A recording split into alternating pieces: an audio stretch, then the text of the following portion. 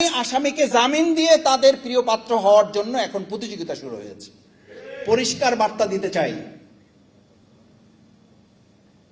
জাতীয় সংসদের সদস্য হয়েছে আমরা, এইটা আমাদের কাছে গুরুত্বপূর্ণ না। আমাদের কাছে গুরুত্বপূর্ণ হইল 2009 সাল বা 2008 সাল থেকে যে রাস্তা থেকে আমরা তৈরি হয়েছি, ওই রাস্তাই হচ্ছে আমাদের কাছে প্রিয়। যদি সংসদে সমন্বয় না হয়, যদি সংসদে এর সমস্যার সমাধানের রাস্তা না হয়, তাহলে ওই রাজপথ থেকেই আবার নতুন করে সমস্যার সমাধানের রাস্তা বের করা হবে।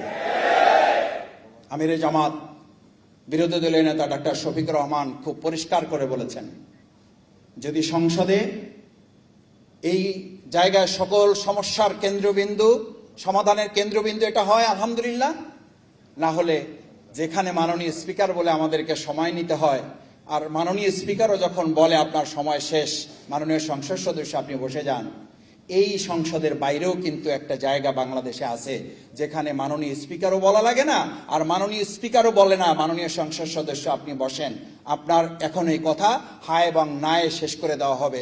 আমরা জনগণের কাছে হায় এবং না নিয়ে যাব, জনগণের হায়ের ভোটে এই গণভোট বাস্তবায়ন হবে, বিচার হবে, সংস্কার হবে, মানবিক বাংলাদেশ বিনির্মাণ করে শহীদের রক্তের এবং তাকে চোখের পানির বদলা গ্রহণ করা হবে। ভোগান্তি ভুলে চলে আসুন রিগালে, ওয়ারেন্টি সহ স্টাইলিশ কালেকশন নিয়ে রেডি রিগাল ফার্নিচার।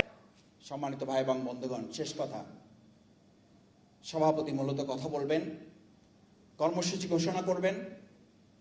আজকে শুধু এতটুকু বলি, দেখেন এই সম্মানিত শহীদ পরিবারের সম্মানিত গর্বিত সদস্যবৃন্দ এবং আজকে এখানে যারা আসছেন,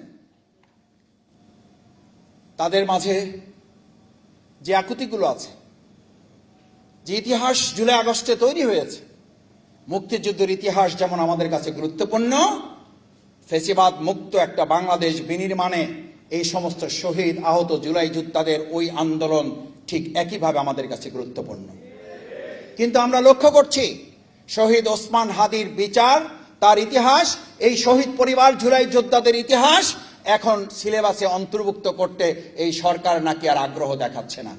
পরিষ্কার বলতে চাই, আমাদের মুক্তিযুদ্ধের মাধ্যমে যেমন এই দেশের স্বাধীনতা সার্বভৌমত্ব নিয়ে আমাদের প্রজন্মকে গড়ে তোলা হয়েছে, তার এই ধারাবাহিকতায় 2024 জুলাই আগস্টের গণঅভ্যুত্থান হয়েছে।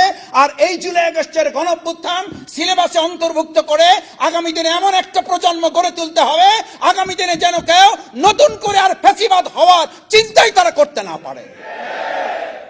অবশ্যই তাদের এই গর্বিত ইতিহাস সিলেবাসে অন্তর্ভুক্ত করতে হবে।